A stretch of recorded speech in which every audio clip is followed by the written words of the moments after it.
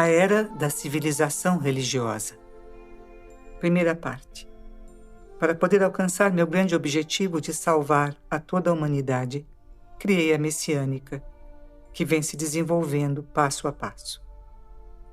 Entretanto, se fosse apenas a pregação daquilo que as outras religiões já vêm propagando há milhares de anos, não haveria necessidade de repetir o que já foi dito.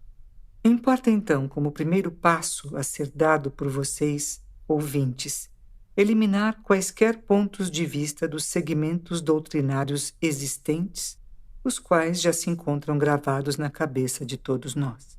Na verdade, a Messiânica constitui uma ultra-religião, cujo nível de ensinamentos vai além não só do de outros credos, como também da ciência e de todas as culturas correntes no mundo. Por isso é difícil achar um nome adequado tanto para designá-la, quanto para também definir tudo aquilo que é ensinado através dela.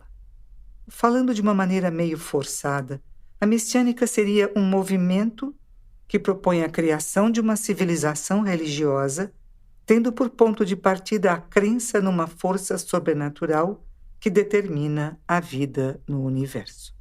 Como sempre venho falando, a grande dúvida sobre a validade da cultura atual reside no fato de que, apesar de apresentar um extraordinário progresso, não proporciona felicidade ao ser humano. Muito pelo contrário. Hoje a humanidade está prestes a ser jogada num precipício de grandes infortúnios.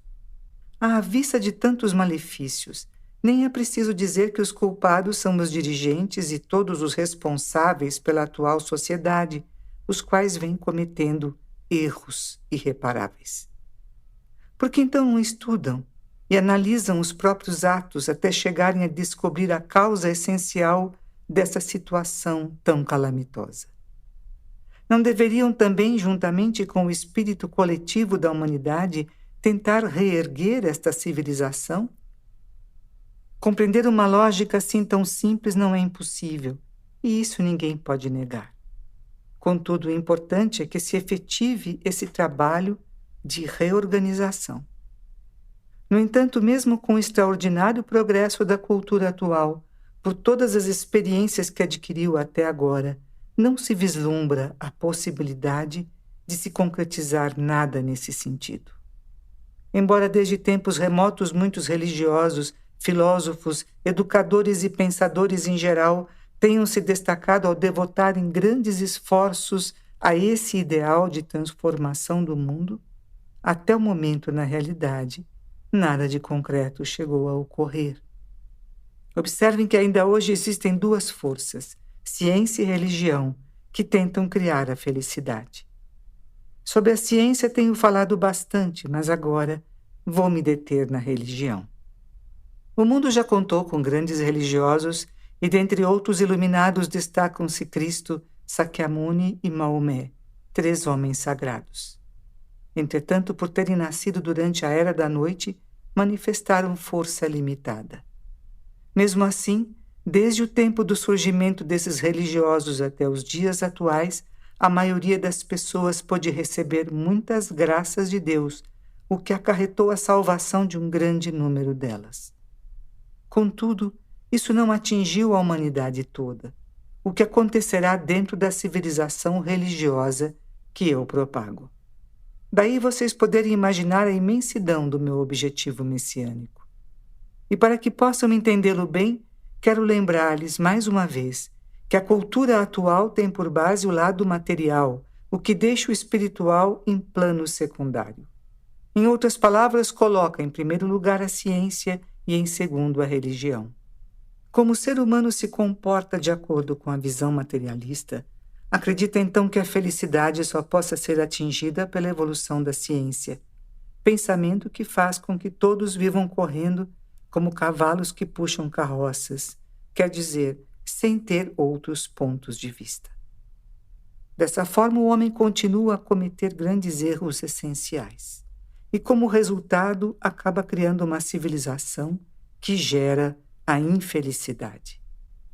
Porém, agora está começando a brilhar uma intensa luz no mundo das trevas, ou seja, já se aproxima o tempo do céu. Daí a razão de ter surgido espontaneamente a messiânica, que traz uma nova visão de mundo para júbilo de toda a humanidade. E para que vocês entendam profundamente o motivo dessa alegria, precisam saber quem sou eu.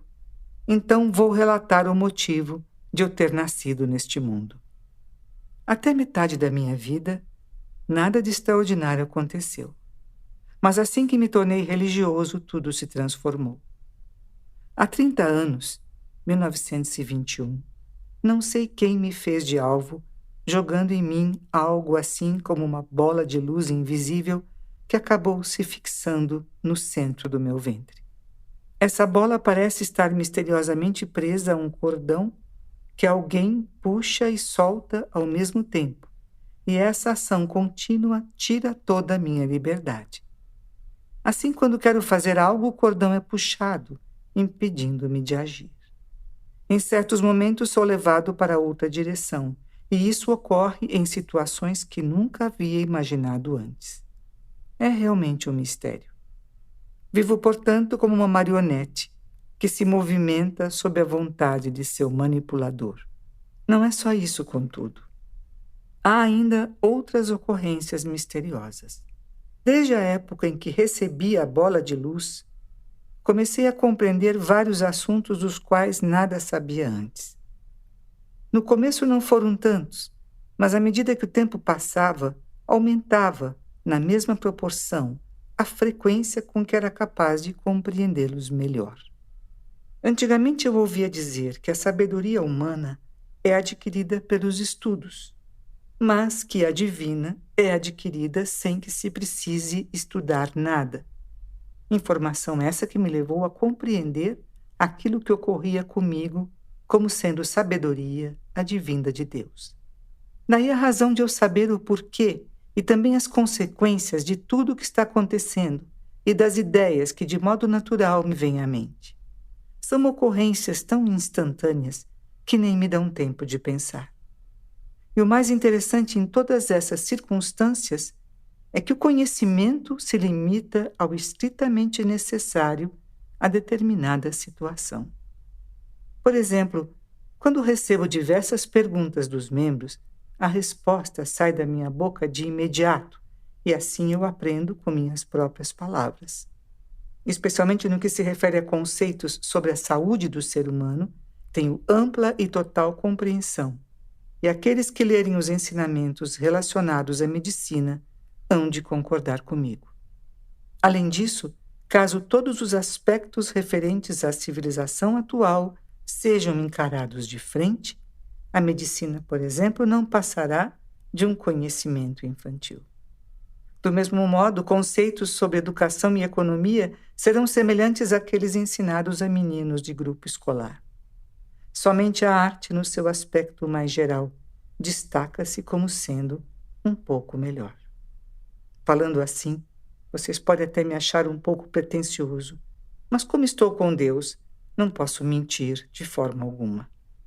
Peço então a vocês, ouvintes, que aceitem a verdade daquilo que lhes digo.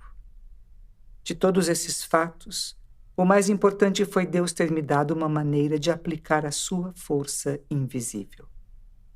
É assim que, usando como instrumento os Mamerritou, milhares de doentes são curados, o que não constitui novidade alguma, pois todos vocês sabem disso.